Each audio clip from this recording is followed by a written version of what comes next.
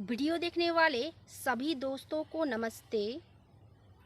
Tea garden company या अन्य किसी कंपनी से रिटायरमेंट होने पर सरकारी कानून पेमेंट ऑफ ग्रेजुएटी एक्ट 1972 और ईपीएफओ एक्ट 1952 के तहत आर्थिक राशि दिया जाता है ताकि रिटायरमेंट के बाद भी लोगों का जीवन यापन चल पाए। और ये कानून टी गार्डन में कितना और कैसे काम करती है जानते हैं मिखेल बारला से। मिखेल बारला गरगंडा टी गार्डन में 1976 में काम ज्वाइनिंग किए थे और 2013 में उनका रिटायरमेंट हुआ था। कुल 37 साल टी गार्डन में सेवा देने के बाद क्या उनको अधिकार दे पाए हैं ये कानून? आइए हम सभी जानते हैं। पीएफ नंबर कितना है आपका? 3784। अच्छा, कितना साल बागान में काम किए और रिटायर कब हुआ? 2076 से काम लगा हुआ काम करते करते आए 2013 को हम रिटायर हुआ। अच्छा, कितना साल का पीएफ का पैसा नहीं मिला है? 5 साल। अच्छा, कब से कब तक का? 2009 से 2013 तक नहीं मिला और 13 में आके हमारा रिटायर हो चुका है।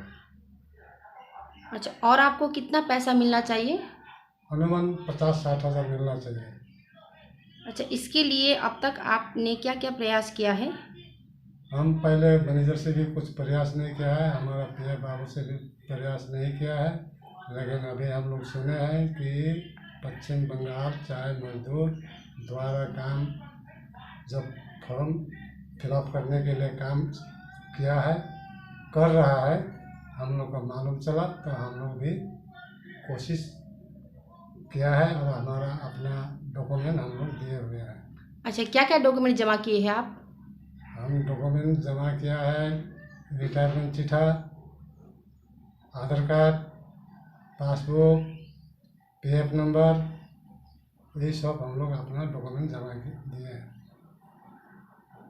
अच्छा, आप लोगों की मांग क्या है?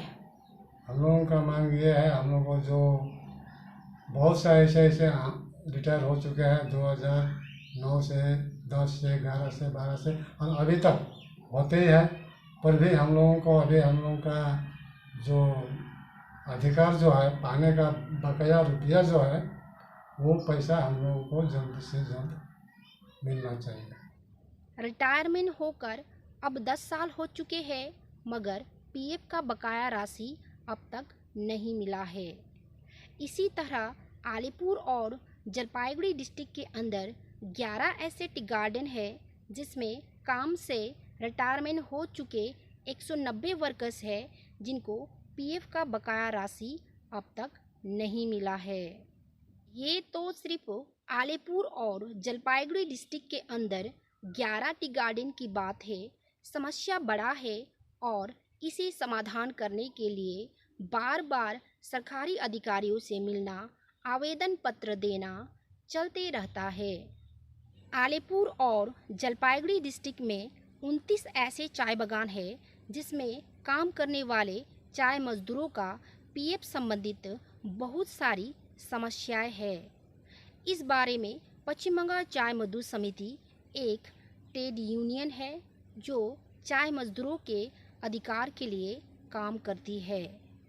मैं भी इस यूनियन का एक एक्टिव कार्यकर्ता हूँ।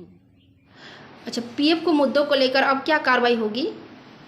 अभी पीएफ का जो मुद्दा है पहले तो था, जो जितना 29 बागान जो सुप्रीम कोर्ट में केस चलता था वो पीएफ तो सारे सापरे कमेटी में पीएफ का जो बकाया था उसका जमा पड़ गया, वो तो सापरे कमेटी में उसका हिसाब किताब करके उसका बाद वो पीएफ को ठीक करेगा। और दूसरी बात है उसका बाद जो जो बागान बाहर रह गया, जो सापरे कमेटी का बाहर रह गया, 29 का बागान बाहर रह गया, उसको लेके हम लोग अभी जितना एरिया में एएलसी ऑफिस है, एएलसी ऑफिस में हम लोग पीएफ को क्लेम कर रहे के जमा कर रहा है।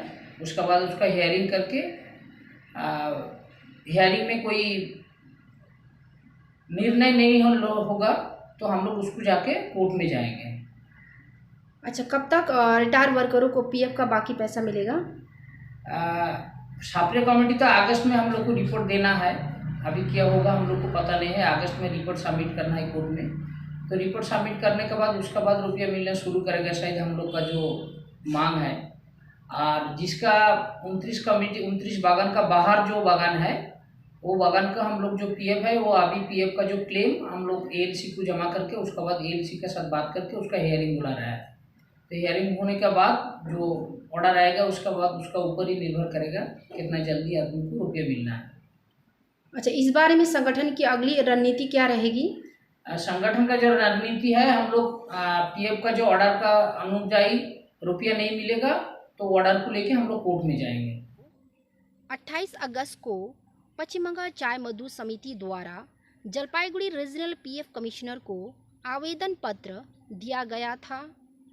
उन्होंने चाय मजदूरों को आश्वासन दिया जल्द ही चाय बागानों के पीएफ संबंधित समस्याओं पर कार्रवाई होगी। हमें भी पूरा उम्मीद है कि गार्डन के रिटायरमेंट वर्करों को उनका अधिकार मिलेगा। मैं Gayatri Lama, Madarihat block, Alipur district, West Bengal से इंडिया अनहर्ट के लिए।